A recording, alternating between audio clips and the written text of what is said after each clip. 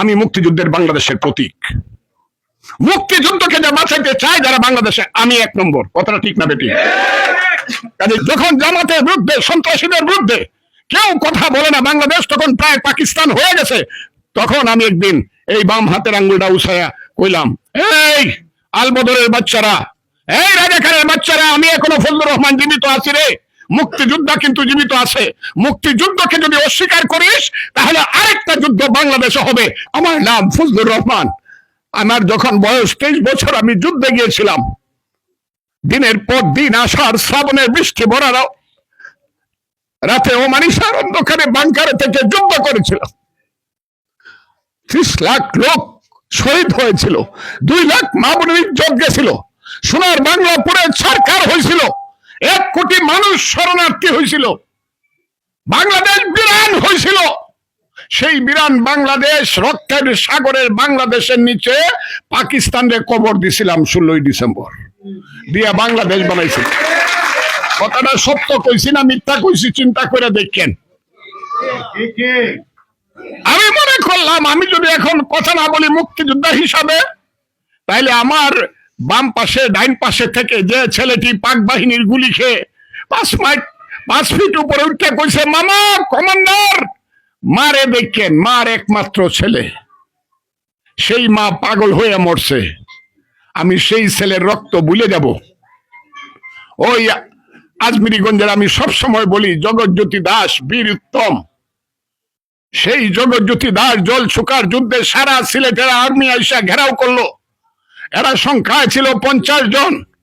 জগৎজ্যোতি দাস ছিল মুক্তিযোদ্ধা 50 জনের কমান্ডার।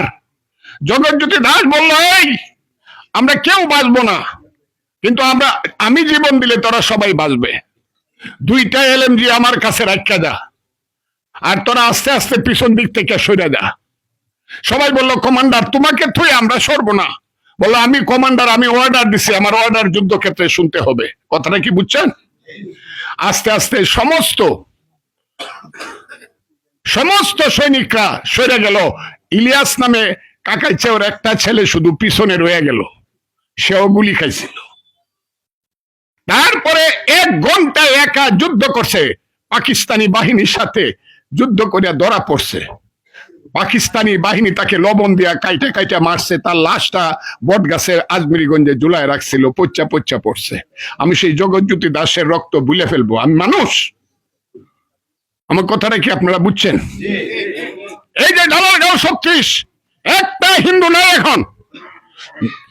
1 ঘন্টায় ঢালারগাঁও 36-এর 426 জন শিশু সহ আর নারী বাদ দিয়া যত মানুষ আছিল সবকে গুলি করিয়া ইটনা ওয়্যারলেসের কাছে হত্যা করিয়া, ওই যে বয়রা জয় সিদ্ধির বয়রার বট গাছে নিচাই না কবর করিয়া কবর খুদ্া থুয়ে দিছে। আমি ভুলে ফেলবো? মুক্তিযুদ্ধ আমাকে ভুলে ফেলতে হবে? আমি দেখলাম যে আমি মুক্তিযুদ্ধ ভুলে ফেললে মৃত্যুর পরে আল্লাহ আমাকে জিজ্ঞাসা করবে, তুই তো বেঈমান, তুই তো মানুষ, তোর সাথীর রক্তেরও দাম দেশ নাই। কাজে আমি আল্লাহকে হাজির নাজির দেয় না। মৃত্যুকে হাতের মধ্যে নিয়ে যখন জামাতের বিরুদ্ধে, সন্ত্রাসীদের বিরুদ্ধে কেউ কথা বলে না, বাংলাদেশ তখন প্রায় পাকিস্তান হয়ে গেছে, তখন আমি একদিন এই বাম হাতের আঙ্গুলটা উছায়া কইলাম, এই আলবদরের বাচ্চারা, এই রাজাকারের বাচ্চারা, আমি এখনো ফজলুর রহমান জীবিত আছি রে। মুক্তিযোদ্ধা কিন্তু জীবিত আছে। মুক্তিযুদ্ধকে যদি অস্বীকার করিস তাহলে আরেকটা যুদ্ধ বাংলাদেশে হবে। যারা মুক্তিযুদ্ধ মানো না তারা পাকিস্তানে যাও। আপনার কথাটা হাসা কইছি না মিছা কইছি আপনারা শুনছেন কিনা?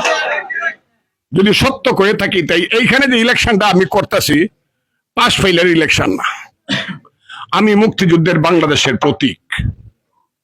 মুক্তিযুদ্ধকে যা বাঁচাইতে চায় যারা বাংলাদেশে, আমি এক নম্বর। কথাটা ঠিক না বেটি?